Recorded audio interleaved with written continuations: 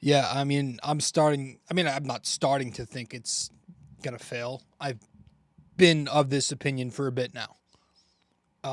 Did the Knicks make a mistake, right? It doesn't seem like this is going to work, man. You know, uh, did we make a mistake in the offseason? That's Was this offseason a mistake? That's going to be the theme for as long as this Knicks team struggles to find consistency. And this is why I keep telling you, even after these great wins, that I'm not fully bought in. I'm not fully there. And as we sit here now, it's the morning after, it's Thursday, December 12th, and this Knicks team is not close. They're not close to a contender. Um, and I don't think they'll get there this year. There is zero consistency here. They are now a gross 15-10 through the first 25 games. That is a large sample. If it was a 100 game season, that's a quarter of the way through. So you subtract 18 games, that's whatever that is. It's got to be close to a third, if not.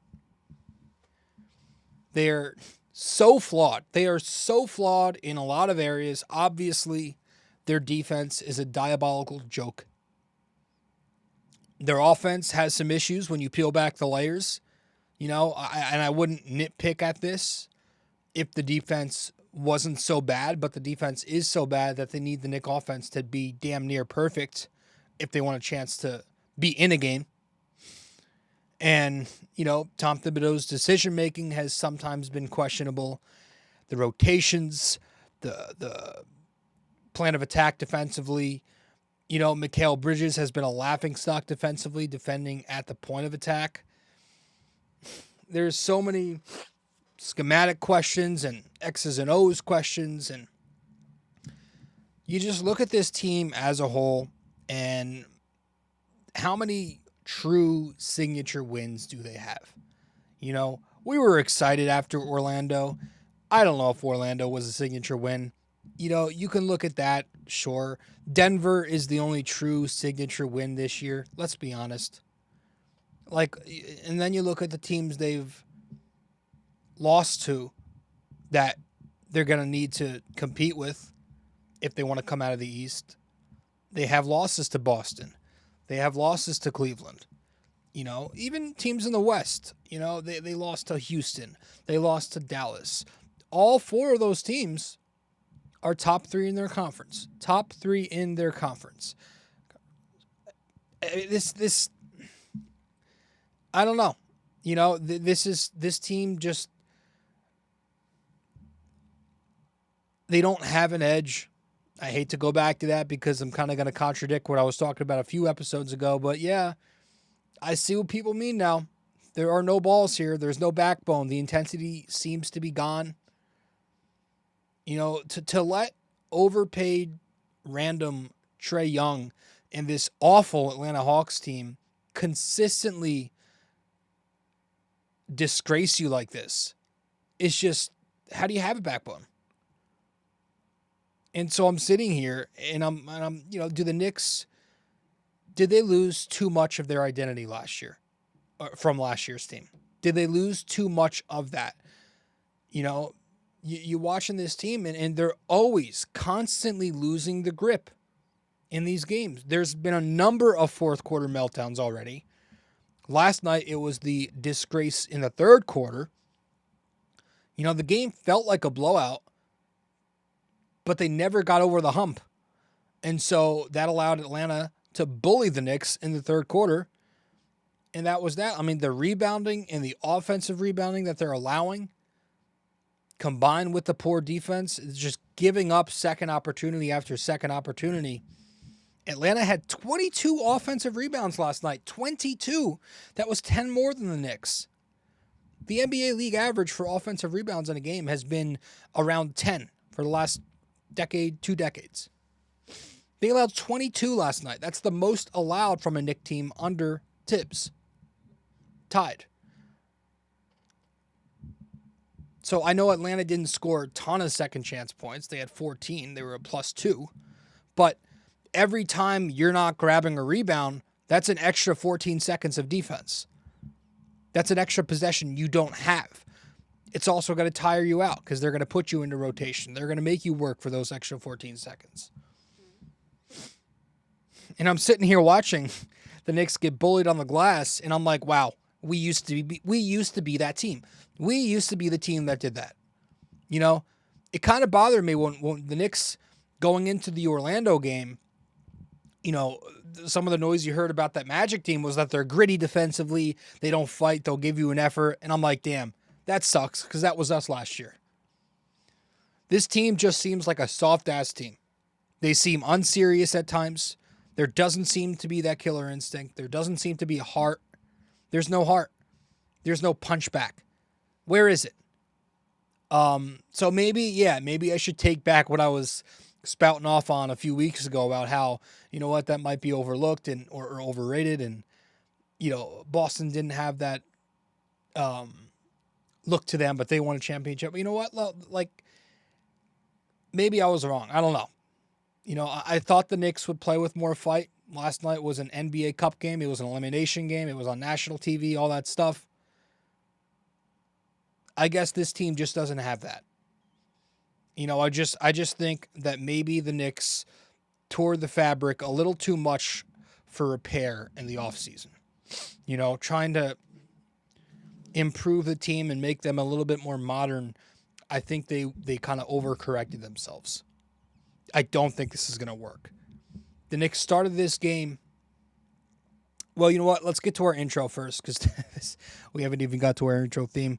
Let's get to the intro, and we'll start talking about everything we need to talk about in just a moment. Welcome to episode 759 of BD4. I'm your host, RJ Carbone. Let's talk Knicks.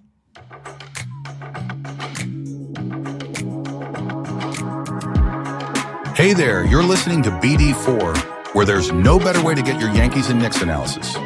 Yanks every series, Knicks every game, and MMA on occasion. Here's your host, RJ Carbone.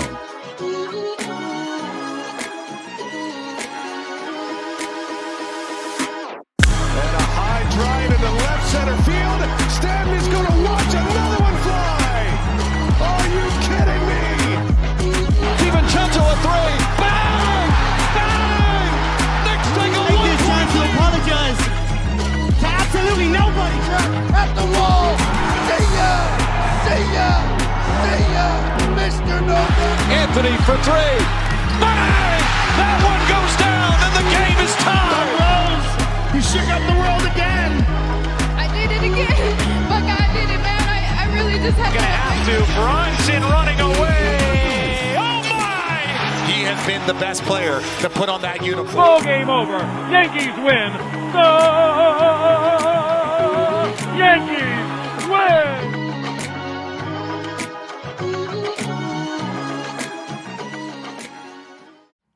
All right. Welcome to the show, episode 759. The Knicks puke all over the Garden floor last night, and they lose to the Hawks 108 to 100. They started this game with a 6-0 lead. You know, Atlanta was 0 for 8. Trae Young shorted his first 2 layups. Things were looking good. The Garden was roaring. And it looked like the Knicks were on the brink of dominating this game, but you just felt that way for too long. They never put their foot on the pedal in the first half. The second half comes, and you have the nightmare third quarter, and then by the time you get to the fourth quarter, you're playing catch-up, and the few times they made a mini run, it came with less than half the quarter to go there in the fourth.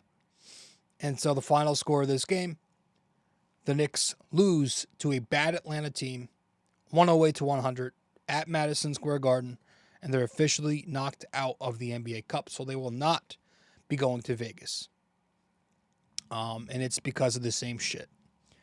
You know, trouble at the point of attack, trouble in drop coverage, rebounding, turnovers, missed free throws. Ever since the Knicks went 20 for 20, they have been terrible at the foul line. 3-point shooting has not been the same for a little bit now. The offense has looked bad for a little bit now. I didn't like the process offensively, and that's kind of where I want to start. the way the Knicks were attacking Atlanta, I thought was very puzzling. Very puzzling. First of all, Atlanta is a very tough matchup for the Knicks. This is clear. These two teams don't match up well. They have wingspan and athleticism. And they combine that with good scheming to throw off this Knick offense. And also, like, there are games, which we've talked about, where the Knicks overdo the mismatch hunting, right? Where they do a little bit too much, especially against the switch defense, where they're trying to find the pick and roll target. Last night was not one of those games where they overdid it. As a matter of fact, I did not think there was nearly enough matchup hunting last night for both Brunson and Towns. And that's got to fall on the head coach. You know, for Jalen, I think it was way too often where the Knicks were just allowing Trae Young to hide. They weren't attacking him. He's a clear target. You know, you have to hunt that. But for an Atlanta team who now has this kid, Dyson Daniels, he's an awful matchup for Jalen to go one-on-one with. You saw it last time these two sides played. This is a kid who, if it's not the kid Thompson in Houston, it's definitely Dyson Daniels, who is the best point of attack defender in the NBA. I mean, he's athletic with the wingspan. He is relentless when you try to screen him off. Smothers it. He fights over the top. He'll get skinny. He'll go under if he has to, but he'll quickly recover. Like, he is really tough to screen out of the action. And with Dyson Daniels on Brunson all night, and Quinn Snyder did a really good job matching their minutes well. What was that? Matching their minutes well.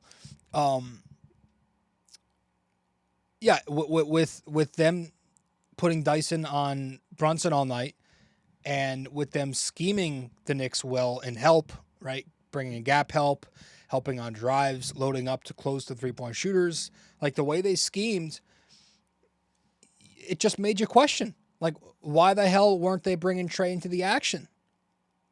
You know, Atlanta wasn't going to switch it. I understand they weren't going to switch pick and roll with Trae. You don't do that. It's just like the Knicks being hesitant to switch it with Brunson. But they definitely would have hedged it with Trae. They would have brought him to hedge, and that would have opened up opportunities for the Knicks to put the Hawks into rotation. Swing to the open shooter off the hedge, or hit the slip in the short roll. But you rarely saw this. You know, you rarely saw the Knicks bring Trae, bring his man to screen into the action. You know, you saw maybe a couple times in the first quarter. You saw it once in the fourth quarter, which they capitalized on, but they didn't go to it. They didn't go back to it. So, I just get Daniels off of Brunson. And for 2 games against the Hawks now, they have not done that. Screen high. When you get across the timeline, screen high. Screen on the outer third of the court, away from the center, because it stretches the defense out. It creates ample space for the offense. It frees up those driving lanes. It makes it more difficult to help and recover when you're high and out. It causes difficulties for a guy like Dyson Daniels navigating screens. When you're up high and you're on the outer thirds of the court and you run those empty sides, it's going to be hard to defend that. It's going to be hard to bring help. So I didn't think they helped Brunson. As bad as Brunson was, Brunson didn't look good. He was sloppy. I thought there should have been more there to make his life easier. For Karl Anthony Towns, I'm sitting here and I don't think I saw a single post-up with Towns. How many post-up touches did he get last night? You know, early in the second quarter, or the first quarter, this is the very beginning of the game, the Knicks were up 6-0, and you get a Bridges-Towns pick and roll, which switches Trae to Towns. Towns, he tries to post Trae, but then Atlanta counters with, it was a pre-switch or a scram switch. I forget which term it is. But they scram switch, let's say, and the Knicks just do nothing out of it. It results in just a jump shot that misses. I'm like, you have to use your gravity if you're Towns. Use the gravity that he has to draw help. Find the back cutters. Find open shooters. Force the Hawks into rotation. Swing on the perimeter. Take advantage of when the Hawks throw a small on Towns. Because Towns is very erratic as a driver. When he's driving those closeouts up top, he'll turn it over a lot. He could have those offensive fouls. And the defense kind of knows that all we have to do on those Towns drives is stay home. So I just think overall last night, there was way too much trying to exploit Capella and drop and not enough trying to exploit the point of attack, trying to bring Trae Young into the action. And it's getting a little worrisome, because when this offense matches up against playoff defenses, if they get there, and I think the Knicks will make the playoffs still, God forbid. It's tough because defenses are just going to start selling out on Brunson pick and rolls, especially those teams with wingspan, like Boston, like Cleveland, or even like Atlanta, who this could very well be a 3-6 matchup in the playoffs. Too many teams are not comfortable against, there are too many teams where the Knicks are not comfortable against generating offense. And that's a problem. For as good as this offense looks, that's an issue, right? Aggressive schemes give the Knicks problems. Switching schemes give the Knicks problems. Do they need another elite ball handler? Is that something we're going to have to start thinking about? Because it's just Jalen Brunson right now. He's your only elite ball handler that can create advantages. Deuce is not that. He's more of a guy who's an off wing. He's a wing in a point guard's body. You'll run occasional empty side actions with Deuce, but that's about it. Campaign isn't that. Mikal Bridges sure as shit hasn't been that. They've been using him off ball, and I like that. I think he's very effective off ball. OG is definitely not that. We know he's not great creating with the ball. I don't know, man. This offense has some holes that where if they match up against specific defenses, you can see the problems. So that's where I was. That's where I was looking last night. And then you go to the point of attack. Defensively, the point of attack. The point of attack is it's been giving the Knicks problems all season. And that's why their defense primarily has been shit. In the first half, they played solid defense. I thought they made good rotations. I thought the cohesion was there. I thought Towns had very active hands in pick and roll drop. And I thought Mikal in the first half was overall average at worst at the point of attack. I thought they were switching Trae Young pick and rolls with no problem, too. They were freely switching Trae, and it worked. And overall, you look at the numbers, 108 points for Atlanta. That looks good for the Knicks, right? They're up to 17th in defensive rating, so they're almost average. But, the Knicks were winning in the first half when the defense was solid. And then they lost the second half when they let go of the rope defensively. So that's why, despite the numbers, I didn't think the defense was good. The second half, they had a tremendous fall-off where they let up 61 points to this Hawks team. They had a horrendous third quarter where they let up, I think, 34 points. The amount of breakdowns on Trae Young pick and rolls and Trae Young drives, horrid. 22 points, 11 assists last night. 9 of those assists in the second half. Every time he would make a pass, they were cashing. And that's because the Knicks were letting him get downhill with momentum to create separation when he came off. Time and time again, last night in the second half, the Knicks drop coverage was exploited. Towns was bad in the second half. Mikal Bridges was brutal up top.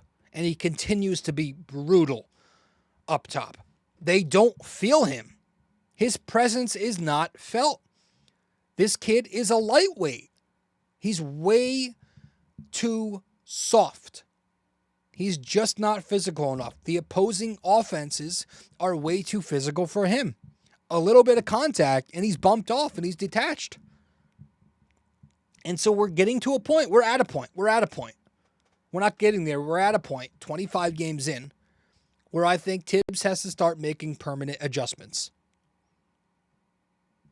And I understand that Tom Thibodeau has mixed and matched with different coverages, right? He started the season in drop, went to a blitz and a hedge, some switching mixed in there, kind of going back to a drop lately. He's done some things. But one thing that's been primary, it's been the primary, is Mikal Bridges as the man at the point of attack all season. And it's just been way too bad to keep going back to. I thought Thibs maybe should have made an adjustment there at some point in that third quarter by putting Deuce at the point of attack. You know, it's a different look, and Deuce is your best point of attack defender. Mikal's your worst. At this point, if you're not going to start Deuce McBride in the lineup to begin games, move Mikal off the point of attack and just use, I don't know, if you want to use Josh Hart on those pick and rolls and you keep Anunoby in help, or if you want to put Anunoby on those pick and rolls and keep Hart in help. Personally, I think Anunoby's best in help, you know, bringing backside help, defending the back line, using him as a low man. When he's low man, he's very effective. So I would have Hart there and just have Mikal guard wings. Because, again, he's just not getting the job done. And there have been spurts, but they have not lasted long. He's consistently having issues staying attached. And he doesn't seem to have the quickness to recover anymore. I don't know why. He's still young. But at some point, you have to look at the head coach and start asking questions. And I understand it. I get it. You know, it's bad in the back, too. Like, Towns is not a good rim protector, so drop coverage is not going to work with him. We've been singing this song all year. And Precious had an awful game last night. One of the worst games I've seen him have as a Knick, if not the. And I always thought Precious was an uneven fit because he's undersized at the 5, and the Knicks lack offense when he's out there with Towns. But he is who he is at this point in his career, and I don't think Thibs switches Precious enough. For a guy who's very versatile and can guard 1 to 5, I'd like to see him switch Precious more. I don't think he switches Towns enough either, you know? And by the way, Mitchell Robinson, I love him. He's not going to fix everything. Everyone's acting like when he comes back in 2 months, he's going to fix shit. If he even comes back, because his return keeps getting delayed. This is who he is. But you know, you can actually make a case that he might hurt the offense more than help them with his defense. Just because the way the Knicks are designed to attack you. But I think it all begins at the point of attack. You know, I've said this term. This is probably the most used term that's come out of my mouth all year. But like, yeah, it's true. It all begins there. It's domino effect once the guards come off pick and roll because Mikal can't stay attached. So I don't know. When can we see a legitimate adjustment? I'd love to go to a switch everything primarily, right? Just go to a switch everything. Get Mikal off point guards. Get Towns out of a drop. Switch 1 to 5 and live with the mismatch. I would love to see that for a stretch of games. I would love to see that. So, will we see it? I don't know. Tom Thibodeau doesn't like to switch. He switches the least in the NBA. So, we'll see. We're going to head to break, get back, and we'll talk about the 2 least worst Knicks on the team last night.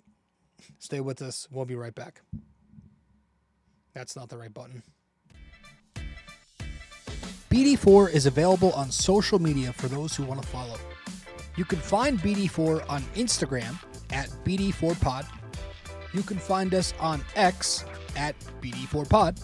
And you can find us on Facebook by simply searching BD4.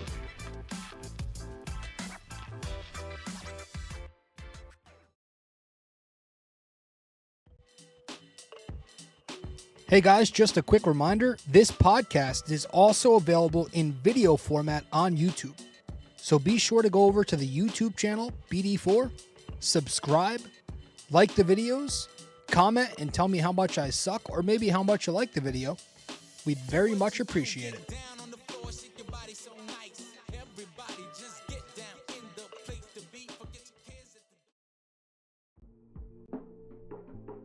Don't have time to sit down and watch a video?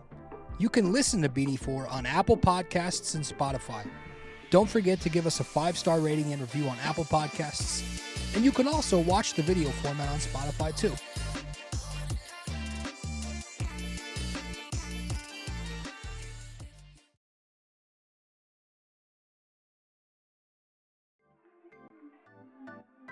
If you feel like supporting the podcast, you can Venmo at Robert-Carbone-JR-28. We really appreciate your support.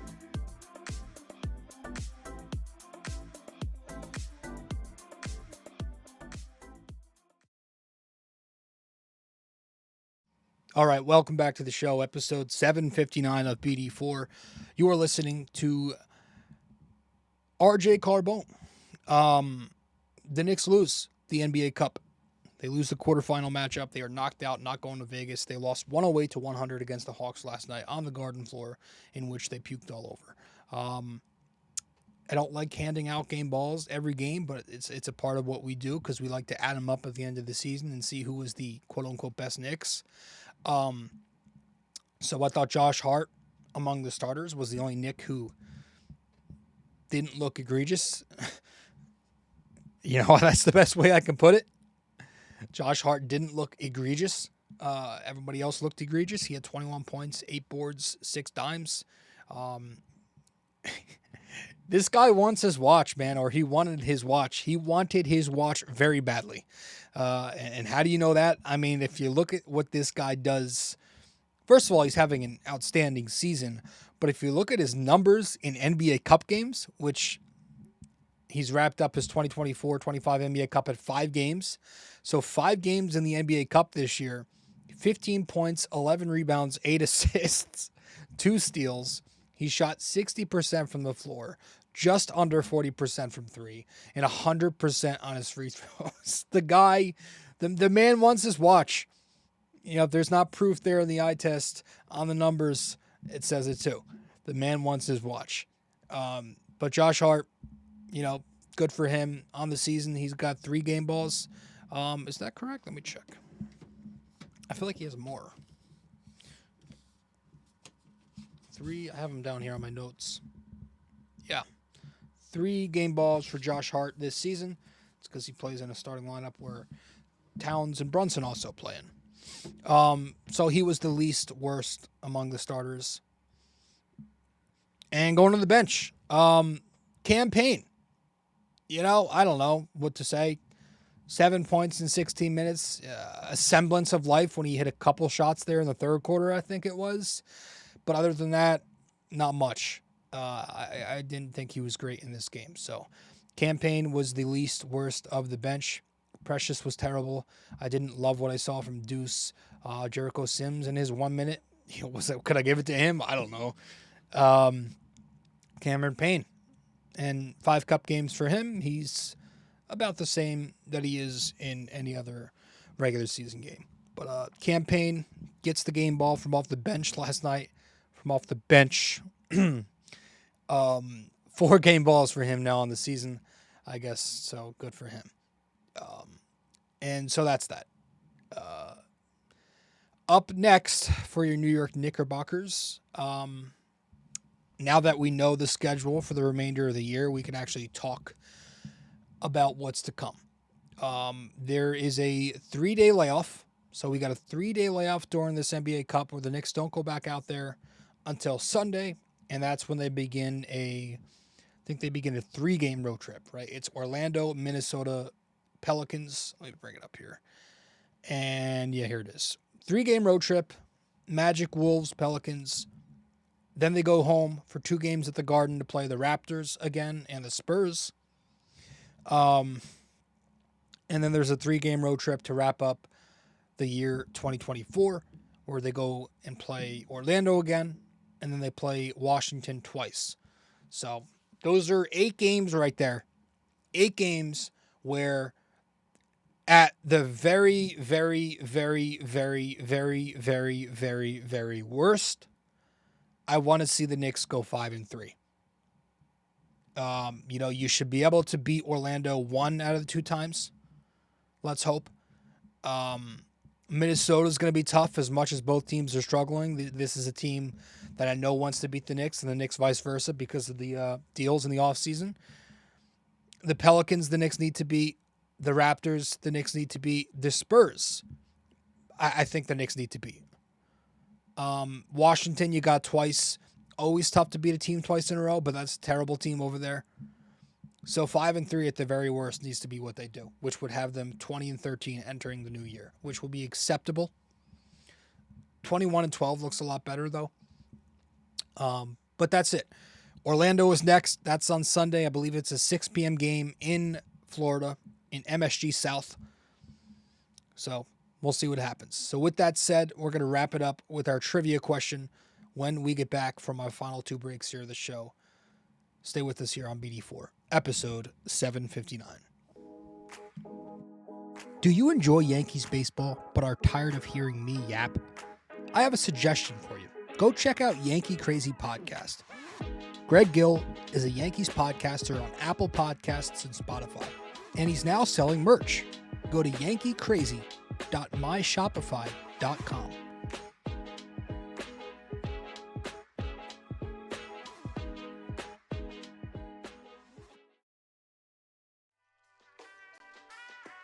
Stay connected with us.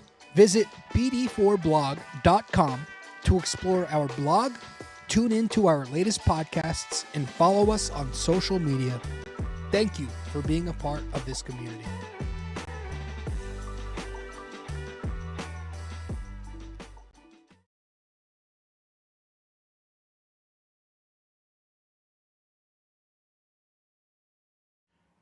Okay, welcome back to the show, episode 759 of BD4. The Knicks puke all over the Garden floor last night, losing 108-100, and they got embarrassed in that third quarter. So, with this all said, let's wrap up this godforsaken episode. Never thought I'd be more optimistic about the Yankees than the Knicks at this point. If you haven't checked out some of our recent Yankees episodes, we had a couple last couple days where we put up. So go check that out on the on whatever platform you're listening or watching these podcasts on. So let's get to our trivia to wrap this up.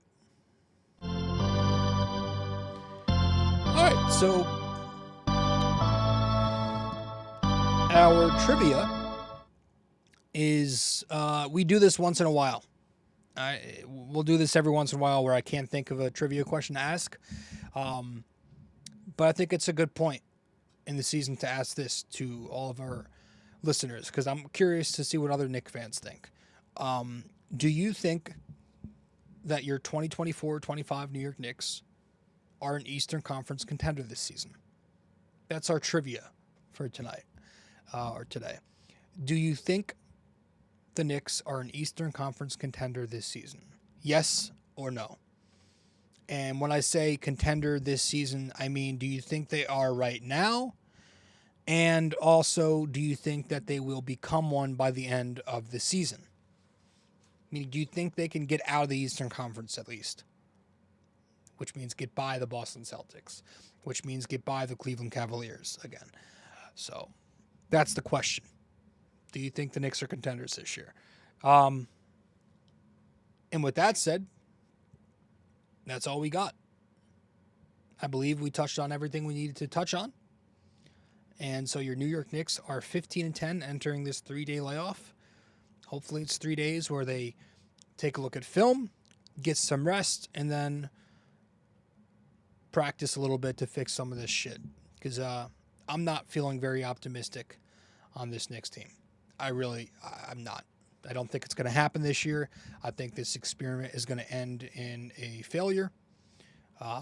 Should I say disaster? I don't want to say disaster because they're going to be together for a couple of years. You know, all these guys are on contracts. So the window is still open beyond this season, but it could look ugly at times. And so I'm a little worried about that. That's it. Thank you all for tuning in. I appreciate it as always. And I will see you in the next episode of BD4. But that's it for episode 759 of the podcast. See you soon. Well, if you made it this far, that means you listened to or watched the entire episode. Thank you. Just remember to follow, subscribe, download, rate and review, and all that fun stuff to help out the podcast. And I will see you in the next episode of BD4.